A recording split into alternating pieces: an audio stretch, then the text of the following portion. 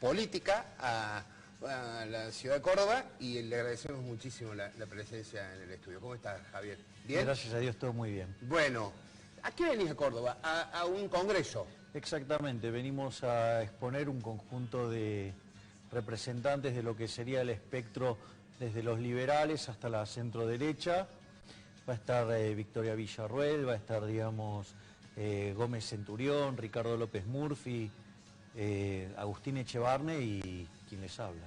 ¿Y vas a ir eso está durante todo el día y a la noche cierra? No, esa es a partir de las 20 horas. ¿Sabés dónde es el estudio teatro eso, no? Teatro. Es en un teatro, sí. ¿Sabés que ahí cantó Gardel en ese teatro? Es un teatro especial, pero con un lugar bellísimo.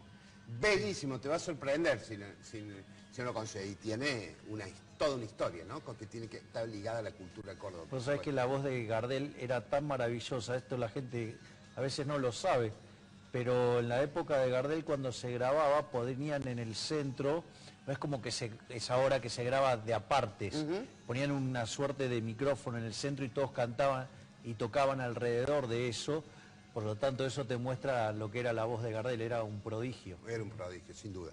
Bueno, pero no vamos a hablar de música porque podríamos quedar... Si querés hablamos de música. Pero vamos a hablar de otra música, sin mariposa, sin nada. ¿Qué te pareció lo de Cristina con la historia de la mariposa ayer?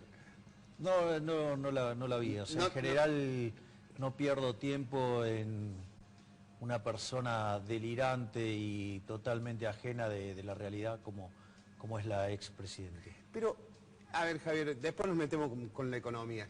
Fue una movida inteligente lo que hizo al ponerlo a Alberto Fernández, porque ella seguramente si hubiera sido candidata a presidenta, era muy probable, es contrafáctico lo que te digo, pero es probable que no hubiese ganado. Desde mi punto de vista, la elección se ganó gracias a la capacidad de Alberto Fernández, definitivamente. Cuando Cristina Fernández de Kirchner fue a la provincia de Buenos Aires, porque ahí el eje central de la elección fue la diferencia que consigue Axel Kicillof y lo que pasa con las provincias de corte peronista, pues lo que ves es que María Eugenia Vidal consiguió los mismos votos que consiguió frente a Aníbal Fernández. Y en rigor, lo que vos tenés es que en la elección previa anterior, que fue la de medio término, Cristina Fernández de Kirchner compitió contra 2 cuatro de copa, como es el caso de Esteban Bullrich y la señora Gladys González. Y sin embargo perdió. Entonces, ahí la realidad es que si no hubiera sido por el trabajo de Alberto Fernández sumando a Massa adentro de la coalición, hubiera perdido. Si no era por el trabajo de Alberto Fernández alineando a los gobernadores, no se hubieran conseguido las diferencias que se consiguieron. Por ende, el gran mérito de llegar a la presidencia es en el armado de Alberto Fernández, o sea, y eso me parece que casi es indiscutible. ¿Qué balance haces del discurso presidencial, primero y después del ministro de Economía? Los dos me parecen aberrantes. Desde el punto de vista moral y desde el punto de vista económico, ¿no? Desde el punto de vista moral, esa estupidez de decir que el colectivo está por encima de los individuos, entonces, ¿quién maneja las cosas, por decirlo de alguna manera? Porque si es el colectivo no hay ningún individuo. Por lo tanto, digamos, la negación del individuo, es decir, vos podés llegar a una solución para la sociedad en su conjunto a partir de los individuos, pero la reversa no es cierta. Por lo tanto, cuando vos querés ir por la opción, digamos, desde el colectivismo, siempre termina en procesos totalitarios que además son un fracaso en lo económico, en lo social, en lo cultural, y cuando en esas soluciones se avanza aún más, son regímenes asesinos. Es decir, entonces, ya de por sí... ¿Qué quiere decir con regímenes asesinos? Bueno, digo, la máxima expresión colectivista es el comunismo. El comunismo mató 150 millones de seres humanos.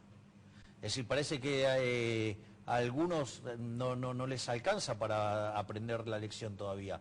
Si el día que se cayó el muro de Berlín aplastó a los zurdos de mierda, ¿sí?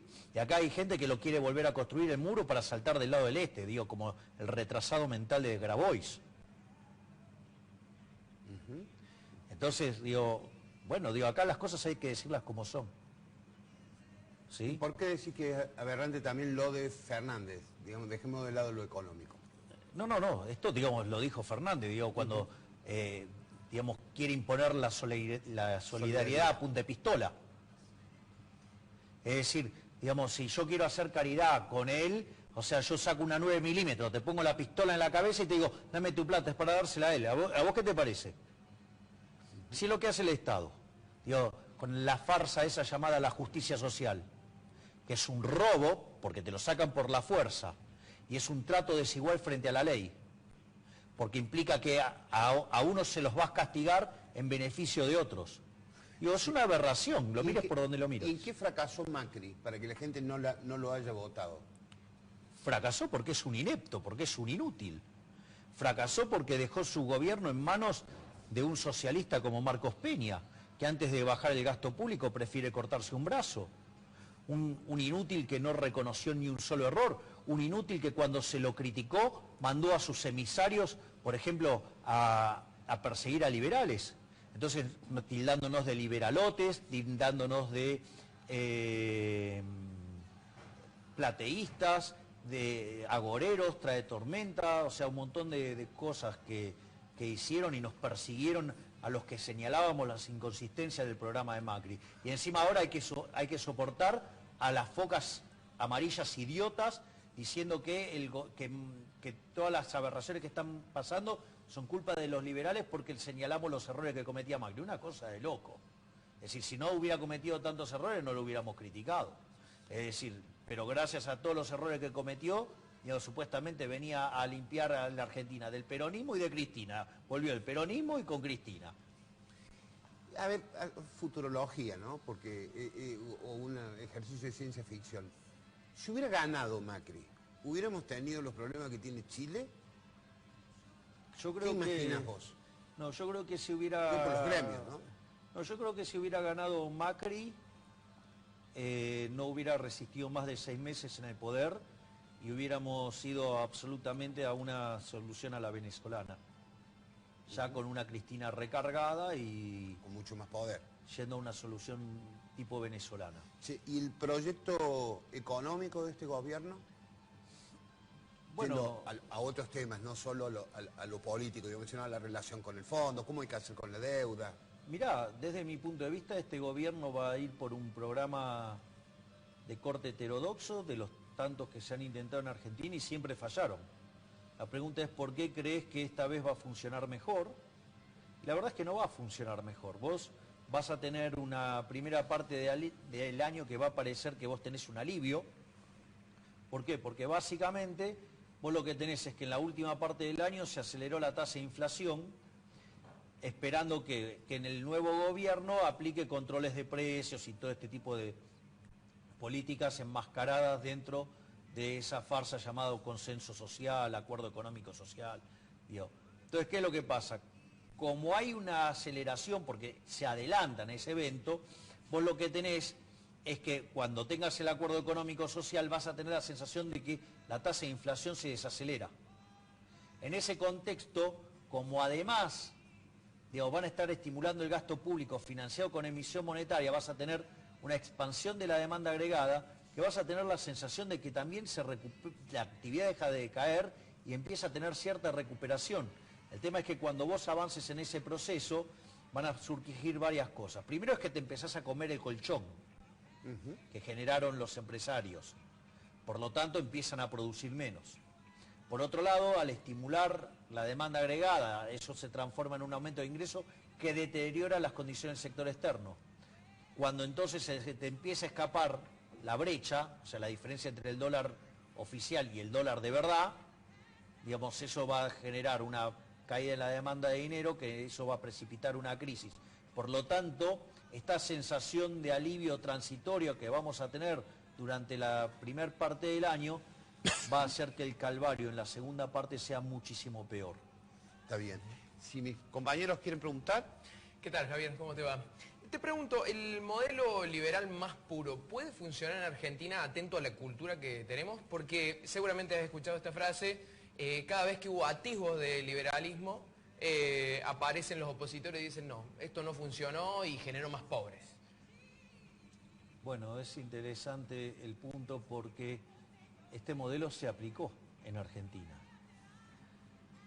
La Constitución de Alberdi de 1853 y puesta en funcionamiento a partir de 1860 hizo que, de ser un país de bárbaros en 35 años, o sea, en 1895, y eso está documentado en las bases de datos de Angus Madison, Argentina alcanzó el PBI per cápita más alto del mundo.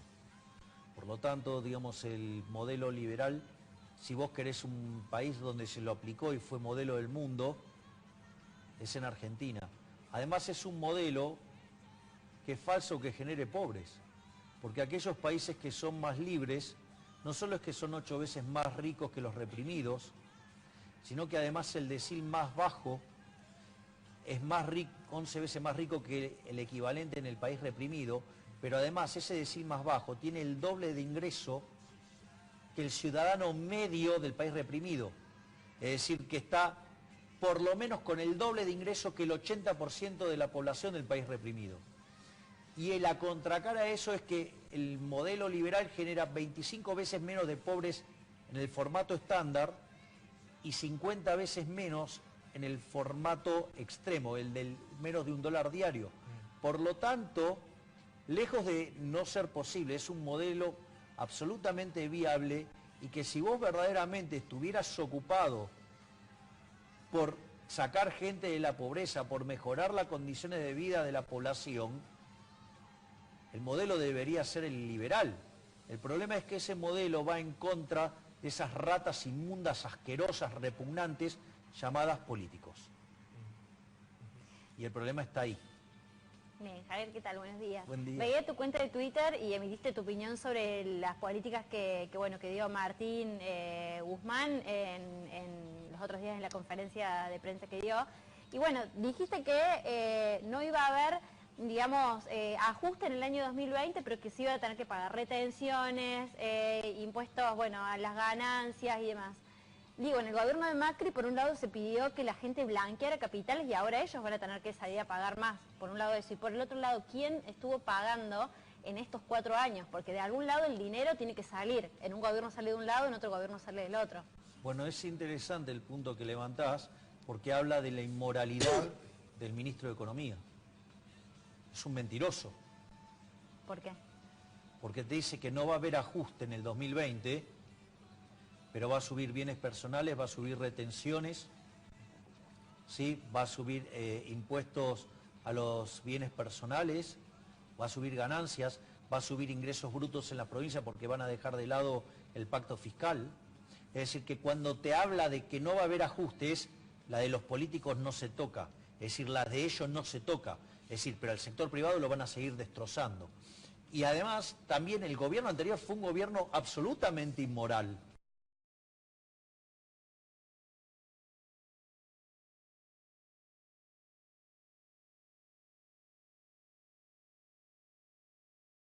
O sea, en 1895, y eso está documentado en las bases de datos de Angus Madison, Argentina alcanzó el PBI per cápita más alto del mundo. Por lo tanto, digamos, el modelo liberal, si vos querés un país donde se lo aplicó y fue modelo del mundo, es en Argentina. Además es un modelo que es falso que genere pobres, porque aquellos países que son más libres, no solo es que son 8 veces más ricos que los reprimidos, sino que además el decil más bajo es más rico, 11 veces más rico que el equivalente en el país reprimido, pero además ese decil más bajo tiene el doble de ingreso que el ciudadano medio del país reprimido. Es decir, que está por lo menos con el doble de ingreso que el 80% de la población del país reprimido. Y la contracara a eso es que el modelo liberal genera 25 veces menos de pobres en el formato estándar y 50 veces menos en el formato extremo, el del menos de $1 diario. Por lo tanto, lejos de no ser posible, es un modelo absolutamente viable y que si vos verdaderamente estuvieras ocupado por sacar gente de la pobreza, por mejorar las condiciones de vida de la población, el modelo debería ser el liberal. El problema es que ese modelo va en contra de esas ratas inmundas, asquerosas, repugnantes, llamadas políticos. Y el problema está ahí. Bien, Javier, ¿qué tal? Buenos días. Buen día. Veía tu cuenta de Twitter y emitiste tu opinión sobre las políticas que dio Martín Guzmán en los otros días en la conferencia de prensa que dio. Y bueno, dijiste que no iba a haber, digamos, ajuste en el año 2020, pero que sí iba a tener que pagar retenciones, impuestos, bueno, a las ganancias y demás. Digo, en el gobierno de Macri, por un lado, se pidió que la gente blanqueara capitales y ahora ellos van a tener que salir a pagar más. Por un lado eso. Y por el otro lado, ¿quién estuvo pagando en estos 4 años? Porque de algún lado el dinero tiene que salir. En un gobierno sale de un lado, en otro gobierno sale del otro. Bueno, es interesante el punto que levantás porque habla de la inmoralidad del ministro de Economía. Es un mentiroso. ¿Por qué? Porque te dice que no va a haber ajuste en el 2020, pero va a subir bienes personales, va a subir retenciones, ¿sí? Va a subir impuestos a los bienes personales, va a subir ganancias, va a subir ingresos brutos en la provincia porque van a dejar de lado el pacto fiscal. Es decir, que cuando te habla de que no va a haber ajustes, la de los políticos no se toca, es decir, la de ellos no se toca, es decir, pero al sector privado lo van a seguir destrozando. Y además, también el gobierno anterior fue un gobierno absolutamente inmoral, que no tuvo nada de liberal, como suele decir mucha gente, porque si hay algo que es inmoral y es en contra del liberalismo es la deuda. Claro. Porque la deuda en el fondo, ¿qué es? Financiar la fiesta nuestra y que la paguen nuestros nietos, nuestros bisnietos, es decir, que la termine pagando esa fiesta gente que no vota o que ni siquiera nació. Es absolutamente inmoral, porque vos te estás gastando la plata que no tenés y que la van a generar tus generaciones futuras. O sea, es como si, ¿me entendés? Él fuera al jardín de infantes, ¿sí? Espera que salgan al recreo y le roba el dinero a los chicos que tenían para gastar en golosinas. Es fuertemente inmoral, es un trato desigual frente a la ley y además donde estás perjudicando a gente que ni siquiera nació. Hablando de ese tema, de los que ni siquiera nacieron, tienen una alta posibilidad, un 40% de posibilidad de ser pobres. Hoy se dice que 1 de cada 2 chicos vive con problemas económicos en su familia. Sí, ¿Cómo soluciona eso? En el estudio de la UCA es 60%. El 60%, hasta el 60%. Bueno, pero tenemos unos delincuentes e inmorales que hacen la defensa de las personas de la tercera edad diciendo que son el sector más vulnerable de la población, cuando en realidad es el 12%.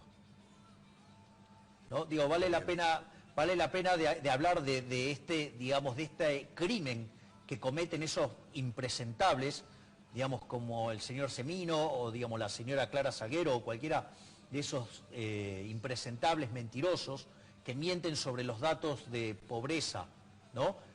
Porque en realidad lo que vos estás haciendo en esa defensa de la tercera edad, que es el segmento que, porque si vos tenés 40,8% de pobre de acuerdo al informe de la UCA, 60% en chicos y los jubilados son 10% o 12%, ¿sí? Evidentemente es el sector que mejor está relativamente. Entonces, cuando vos hacés políticas que estimulan el gasto previsional, como la estupidez que quiere hacer este gobierno de incrementar las jubilaciones, así, jubileo, que implica aumentar el déficit fiscal entre 2 y 3 puntos del PBI, sí, que lo van a financiar con emisión monetaria, con lo cual van a generar inflación castigando a los más pobres, lo que hay que tener en cuenta es que si vos encontraras algún mecanismo alternativo de financiamiento, seguirías contaminando el crecimiento económico y mandando más pibes a la pobreza.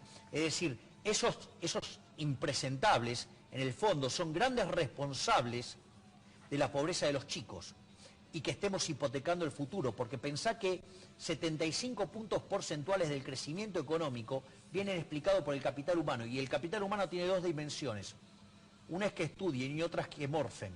Y si no tienen para morfar, jamás van a poder estudiar como corresponde. Entonces, a esos, digamos que son los campeones de los jubilados, hay que enrostrarle que son unos mentirosos, porque eso está modificando políticas públicas que están perjudicando a las generaciones futuras y están hipotecando nuestro futuro. ¿Cómo hacemos con la deuda? Perdón. No, después. No.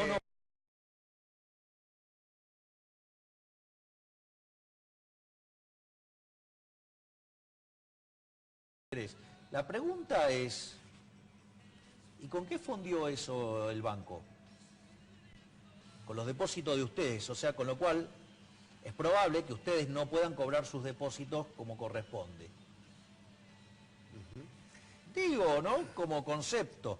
Y además, ¿saben por qué se hace esto? Porque esto, digamos, también hay que entender también por qué se hace. Porque el Banco Nación está técnicamente quebrado por culpa del impresentable de González Fraga, puesto por el inútil de Marcos Peña para estimular los créditos suba durante lo que fue la elección de mediano término, que fue cuando lo echaron a Melconian por hacer bien su trabajo. Yo digo, ya que Y hablas va para todos, ¿eh? Sí, veo por qué te peleas tanto en los medios de Buenos Aires. Pero lo que pasa es que es difícil convivir con tanta estupidez. Está bien, pero sos de confrontar, es decir, está bien, es un estilo, una forma de ser, pero ¿no te parece que por ahí Pero hay que escuchame una concentrar cosa, un ¿qué poco? pasa si yo me pongo a discutir con vos que 2 más 2 es 7? Y entonces agarro y te acuso, no, porque vos creés que es 4 porque sos neoliberal. Digo, No, lo cual además, o sea, de eso decir de neoliberal es de burro, ¿no? Que te digan neoliberal es una burrada. Un juguito. Te han dicho misógino, de todo te han dicho. Sí, Te seguro, acumula todo. digo, seguro mujeres que tienen, digamos, son, digamos, lo que se llama misandria. Correcto. Digo. Dejémoslo ahí, sigamos hablando de economía. O de política. No, porque digo, yo te diga que 2 más 2 es 4 y me acuses de violencia de género, es como que... Porque aparte es delito. Es delito. Cuando vos acusás a alguien, por eso, digamos, la causa que se me hizo en Salta fue desestimada, porque no hubo violencia de género y no hubo delito tampoco. A Javier lo acusaron por violencia de género, al quien no sabe, en una declaración conferencia pública, en en una conferencia Salta. que hizo en la ciudad de Salta. Y fue desestimada, digamos. Así que vayan, digamos... Vos sabés que, por ejemplo, aquellos que mencionan ese caso, yo los podría demandar por calumnias e injurias. Claro, sí, tenés O sea, todo mirá el derecho del mundo. lo que... Todo Claro, el derecho del mundo. porque la causa fue desestimada porque, de vuelta, no hubo violencia de género y no hubo, digamos, ni siquiera delito. Es decir, pero parece que acá en Argentina, si vos decís que 2 más 2 es 4, está mal. Está bien. Bueno, entonces, depende de decime. quién lo diga, es el número. Vamos. ¿Y qué tendríamos que hacer con la renegociación con el fondo, si es que hay que hacerla, con el Fondo Monetario Internacional? A ver, lo primero que hay que tener en cuenta es que nosotros le fuimos a pedir la plata al Fondo Monetario Internacional.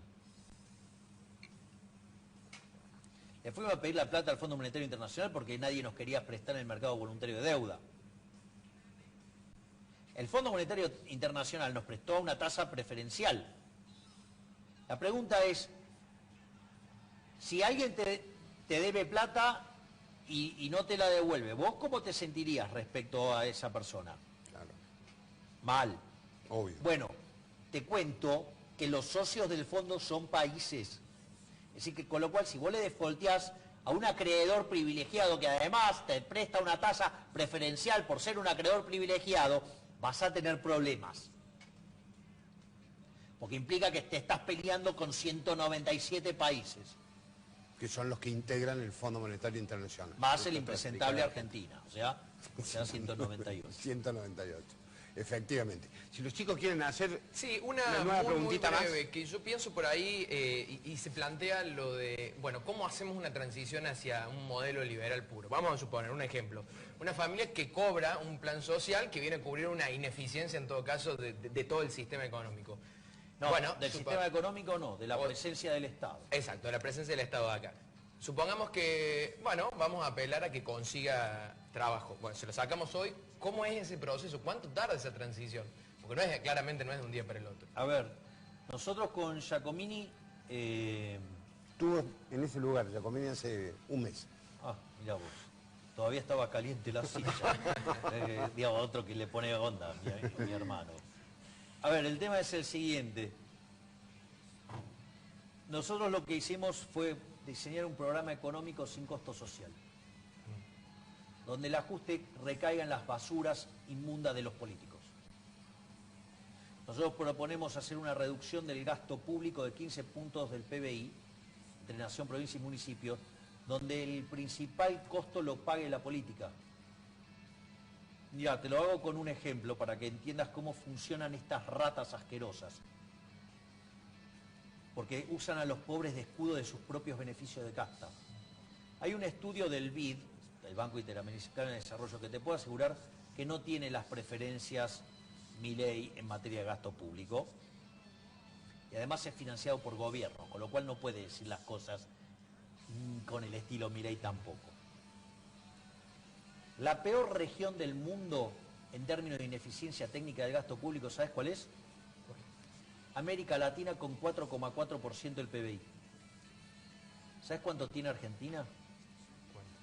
7,2%. Por arriba. No, por eso, nosotros somos los campeones. Pero además, lo interesante es que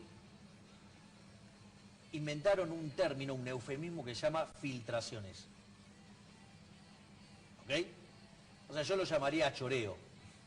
¿Sabes cuánto tiene Argentina de choreo de los políticos? 5 puntos del PBI. Mirá si habría para hacer ajuste sin que recaiga la gente. Entonces lo primero que te van a decir, no, bueno, es que vos querés tocar a la gente. No, yo no quiero tocar a la gente. Yo quiero ir contra los políticos. Quiero ir contra esas basuras que nos hunden. Es decir, los grandes responsables de la decadencia argentina son los políticos. Decime dónde tenés un político que sea pobre. Digo, había uno que había dicho que tenía 2 terrenitos y que con la política había ido para atrás. Después nos enteramos que no, que toda su vida habían sido empresarios exitosos del real estate. Que en realidad la habían gestado como abogados que nunca tuvieron un caso. La última. Si Si vos querés, hay más. Sí, claro, pero es un programa, un límite, después los corren, vienen los que vienen después que nos sacan de acá. Sí, bueno, mientras que sean los que vienen atrás y no que sean los cucarachos. No sé. Sí, Javier.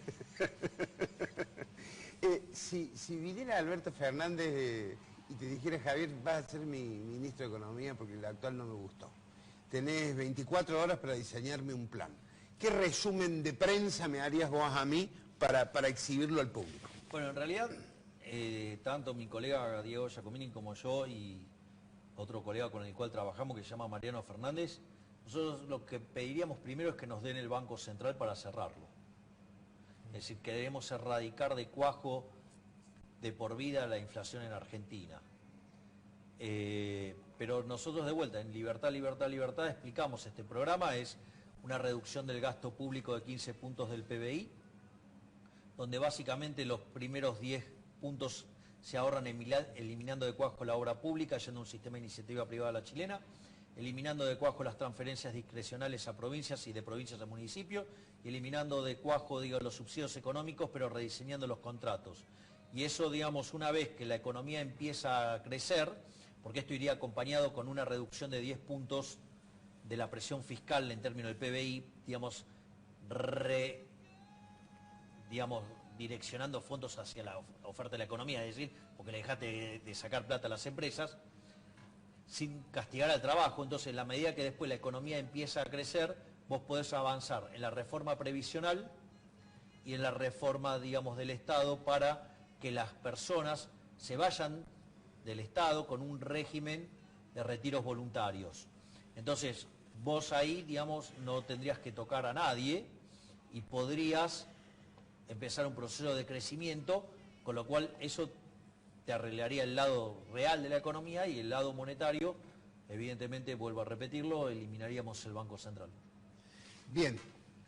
Milei, ha sido un gusto tenerte en el programa. Gracias. Acá hablamos todos, desde la democracia hablamos todos. Fuera de la democracia no habla nadie. Muchas gracias, un placer. Placer. Ahora sí, una pausa y enseguida volvemos. Quedó con esta nota muchas...